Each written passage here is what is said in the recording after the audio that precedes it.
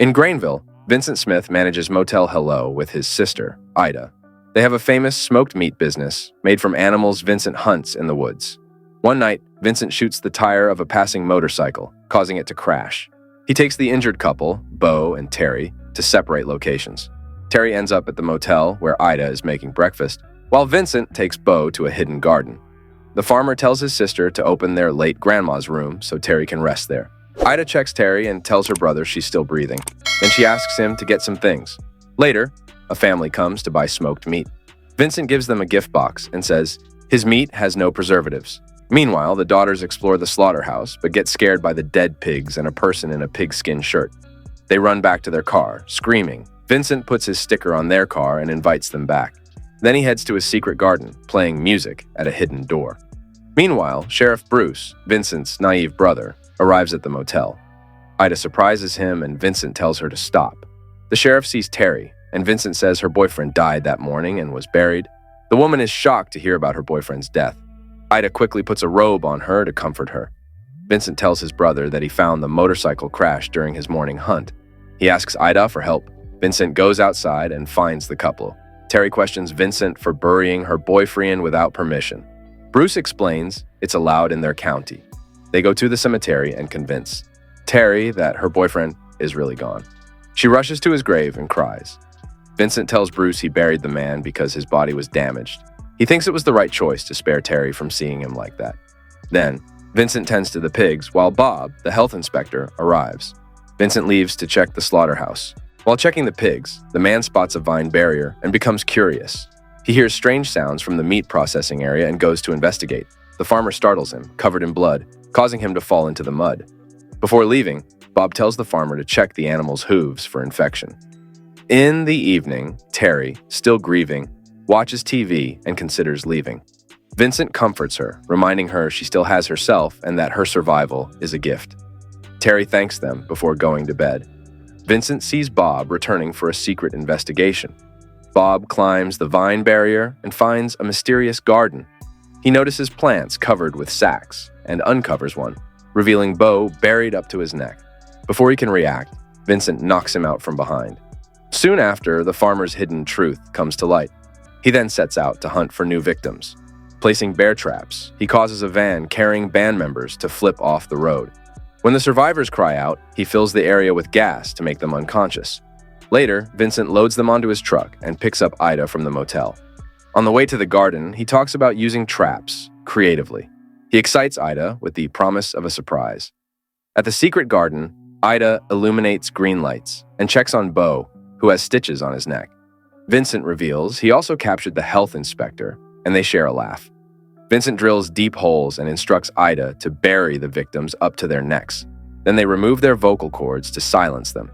The next morning, Terry joins Vincent, Ida, and Bruce for a picnic. She praises the smoked meat's great taste, which the sheriff agrees with, saying customers prefer it over regular meat. Terry asks how the farmer started his business. Vincent explains they couldn't afford an icebox, so their grandma smoked various animals. He mentions they had a pesky dog that bothered their grandma during naps, so she asked him to put it down. He smoked the dog's meat, which their grandma liked. As they laugh about it, Terry feels uneasy, but Bruce says it tasted like goat meat. Ida tries to spill the secret, but Vincent interrupts, saying he uses spices to enhance the flavor. He punches Ida when she persists, clarifying to Terry that spices are the secret. Seeing Terry's surprise at the siblings' antics, Bruce suggests they take a walk to the lake. He reassures her that Vincent and Ida are just teasing each other. Then he invites her to a drive-in movie, The Monster That Challenged the World, which she agrees to. Meanwhile, Vincent and Ida feed their captives with a special meal using a funnel and hose. Bruce and Terry head to the drive-in, where Bruce uses his authority to secure a good spot. They watch the movie happily with binoculars. On the road, Susie brakes suddenly for cows blocking the way. Debbie suggests knocking them over, but Susie tries to move them instead. Vincent appears and puts Susie to sleep. Debbie takes the wheel and drives away to safety. At the movie, Bruce tries to make a move on Terry, but she turns him down. Suddenly, they hear panicked cries from Debbie over the radio, asking for help as she's being chased by a pickup truck. The sheriff asks for her location and rushes to rescue her, but his car gets stuck and he falls into the mud while trying to push it. Vincent captures Debbie and sinks her car into the marsh, then buries her in the secret garden with Susie. When Bruce and Terry return to the motel, they inform Vincent about the distressed woman. Ida suggests it might be kids playing pranks. After Bruce leaves and Terry goes to bed, Vincent welcomes a couple interested in a room for the night. The couple prepares for a romantic evening, but Vincent and Ida appear at their door with ropes. The guests assume they're joining, but Vincent and Ida tie them up and put them to sleep. The next day, Terry tells Vincent she's happy living on the farm. He suggests teaching her meat smoking, which she agrees to. He takes her to the farm on his tractor. While Vincent is away, Terry explores the slaughterhouse. When she tries to open a locked room, Ida stops her, asking why she's there. Terry explains Vincent's plan, so they decide to swim instead. While Terry is distracted, Ida punctures her swim ring and pretends to sink. When Terry tries to help, Ida tries to drown her. Vincent saves Terry and takes her back to the motel. Ida apologizes, saying she was scared. Terry thanks Vincent and falls in love with him, kissing him. Vincent says they should marry before being romantic. Vincent later meets Reverend Billy to arrange his wedding with Terry. As the priest walks down the street, he sees Bruce's car and congratulates him on his brother's impending marriage. Bruce is puzzled by this news and becomes curious about Vincent's fiancée. When he learns it's Terry, he rushes to the motel, worried that Vincent forced her into marriage. Bruce searches Terry's room and finds her in the bathroom, insisting she's marrying him willingly. Bruce tries to dissuade her, warning about Vincent's illness and their potential miserable honeymoon due to his condition. Vincent interrupts, threatening Bruce with his rifle. After firing a shot, Bruce flees in fear. That evening, Vincent gives Terry a ring, and Ida joins them to celebrate their engagement officially. While the couple shares a kiss, Ida secretly adds a substance to Terry's champagne. Terry faints, and Vincent and Ida quickly take her to the secret garden, where they hypnotize their victims with swirling colors. Once the men are entranced, Ida ties ropes around their heads, connecting them to the tractor. She drives, ending their lives. Vincent then pulls the bodies from the soil and takes them to the slaughterhouse. Meanwhile, Bruce investigates disappearances in Grainville and finds submerged vehicles in the marsh. Suspicious of his brother, he heads to the motel. Vincent deals with the bodies in the slaughterhouse, while Ida returns to the motel for food. Overhearing Bruce telling Terry Vincent's secret, Ida becomes convinced when Bruce shows her spikes from Beau's motorcycle.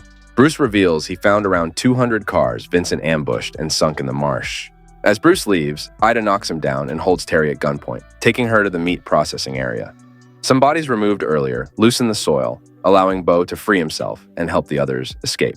In the slaughterhouse, Vincent orders Ida to release Terry and bring Bruce. But back at the motel, the vengeful escapees attack Ida.